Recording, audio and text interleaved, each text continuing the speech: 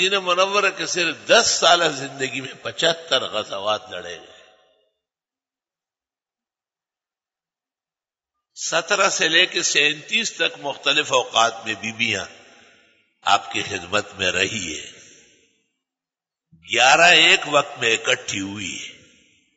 وفات کے وقت 9 موجود تھی. بخاری میں توفی رسول اللہ صلی اللہ علیہ وسلم وَلَهُ يَوْمَئِذٍ 90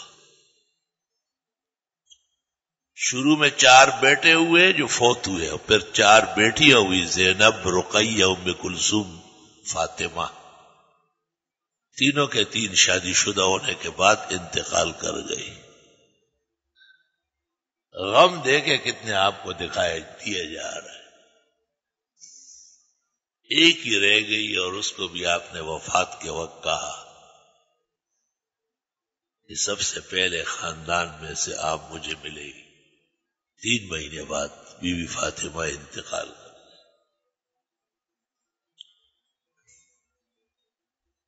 اس میں آپ معراج بھی گئے، بیت المقدس بھی راتوں رات گئے. اس میں آپ کو 7 جنت اور ان کی تفصیلات دکھائی گئی باقاعدہ. دخلت الجنہ فإذا رأيت امرأة تتودع فقلت ما هي فقالوا لي یا زوجۃ طلحہ، ابو طلحہ کی بیوی. اور فرمایا میں جب بھی جنت داخل ہوتا تھا تو بلال تیرے جوتوں کی آہٹ ہوتی تھی. کون سا عمل کرتا؟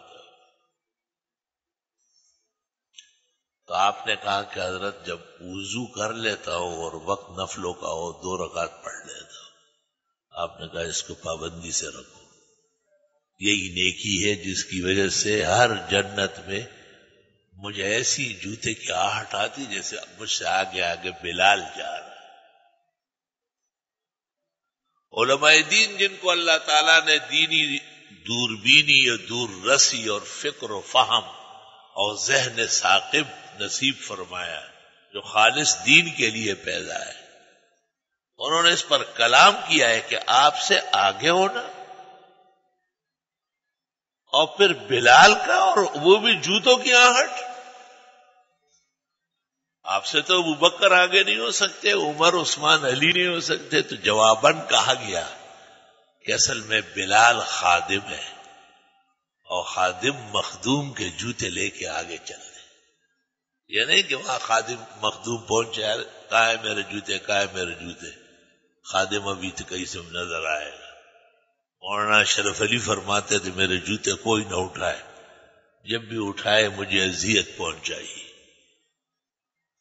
وہ لوگ تو اذیت والے نہیں تھے، وہ تو تسکین و تطمین کے لوگ.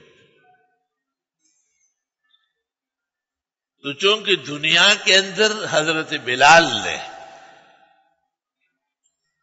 عموماً آپ کے جوتے لے کے آگے آگے چلتے تھے، اس عمل کو متشکل کیا گیا آسمانوں میں اور پھر جنتوں میں. اس لیے کہتے ہیں کہ عمل سے زندگی بنتی ہے، جنت بھی جہنم بھی. یہ خاکی اپنی فطرت میں نہ نوری ہے نہ ناری ہے. عمل بہت دولت ہے.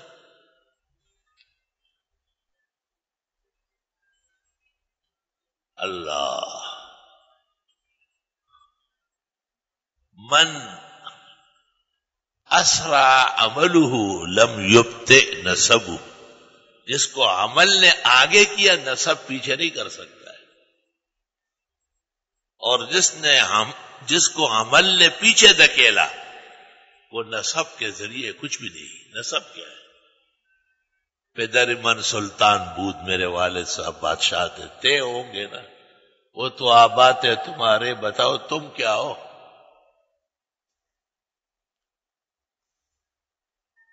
اللہ. ایک بادشاہ نے اپنے وزیر سے پوچھا کہ بصرے کا سب سے بڑا عالم کون ہے؟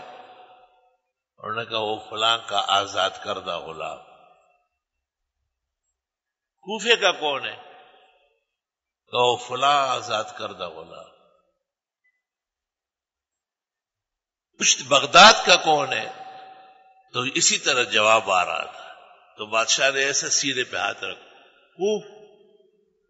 غلاموں نے ساری عزت چھین لی. غلاموں نے ساری عزت چھین لی. وہ حر کہاں گئے؟ وہ آزاد نسلی لوگ کہاں گئے؟ وزیر قابل آدمی تھا. اس نے کہا بادشاہ سلامت، اس کا ذکر قرآن میں ہے. وَنُرِيدُ أَن نَّمُنَّ عَلَى الَّذِينَ اسْتُضْعِفُوا فِي الْأَرْضِ وَنَجْعَلَهُمْ أَئِمَّةً وَنَجْعَلَهُمُ الْوَارِثِينَ. اس طرح ہم جب راضی ہو جائے تو عزت دیتے ہیں ان لوگوں کو جو بہت کمزور ہو، انہیں کو زمین کا اقتدار و عزت سپرد کرتے ہیں.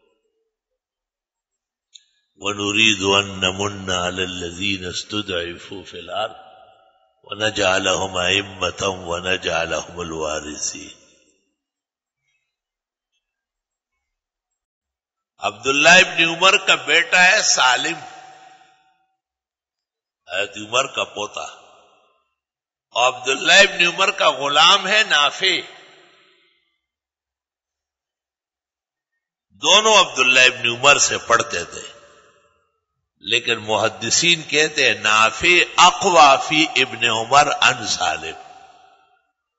غلام بیٹے سے زیادہ عالم ہے. اگر سالم اور نافع میں روایت میں تعارض آ جائے تو امام بخاری، امام احمد، علی بن مدینی، قتیبہ بن سعید، یحییٰ بن معین، وکیع بن الجراح سب کہتے ہیں کہ نافع اقوی من سالم، کیونکہ ان لوگوں نے صحیح معنوں میں حریت اور آزادی کا شکر کیا. یہ غلام ایسے ہوتے تھے جیسے بچڑا، بکرا، مینڈا، انسان نہیں مانے جاتے تھے. لیکن جب آزاد ہو جاتے تھے تو ان کو پتہ چلتا کہ ہم دنیا میں آئے اور ہم انسان ہیں. پھر انہوں نے دیکھا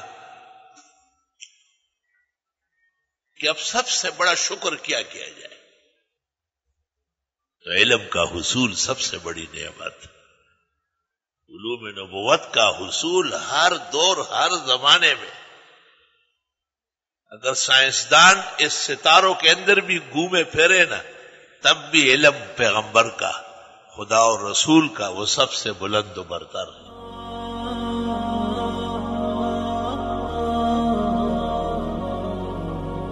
معنا نهج حياة جئنا تبصرة عن كل ضلال.